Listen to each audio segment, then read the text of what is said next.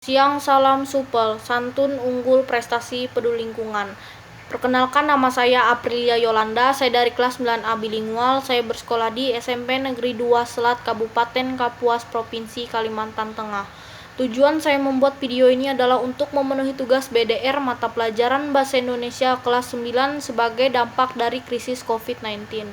Saya sangat berterima kasih kepada Bapak Juprianto SPD yang telah membimbing saya dalam penyelesaian video ini. Langsung saja kepada inti pembelajaran. Pengertian cerita inspiratif merupakan bentuk narasi yang lebih bertujuan memberi inspirasi kebaikan kepada banyak orang. Ciri-ciri cerita teks inspiratif yaitu yang pertama, struktur teksnya terdiri dari orientasi, rangkaian peristiwa, komplikasi, resolusi, dan koda. 2. Memiliki tema spesifik mengenai kehidupan seseorang atau perjuangan yang dikembangkan secara naratif. 3. Amanat atau pesan dalam cerita inspiratif adalah sorotan utama sehingga alurnya dikembangkan untuk membawa pembaca memahami amanat dengan tepat.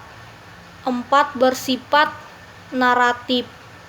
Teks cerita inspiratif berisi uraian atau rangkaian kejadian dalam hidup seseorang. 5. Tokoh utama dalam cerita teks inspiratif menjadi panutan untuk pembacanya. Nomor 6. Tokoh dalam cerita teks inspiratif dapat berasal dari kehidupan nyata atau fiksi. Struktur teks cerita inspiratif yaitu orientasi yang berisi tentang bagian pengenalan tokoh atau penggambaran situasi.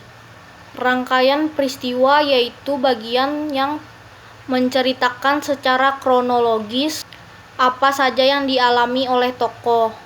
Komplikasi. Terjadi permasalahan pada peristiwa yang diceritakan. Resolusi yaitu bagian yang merupakan tahap di mana tokoh menetapkan jalan untuk menghadapi masalahnya. Koda adalah bagian terakhir dari cerita teks inspiratif. Sekian dari saya, terima kasih.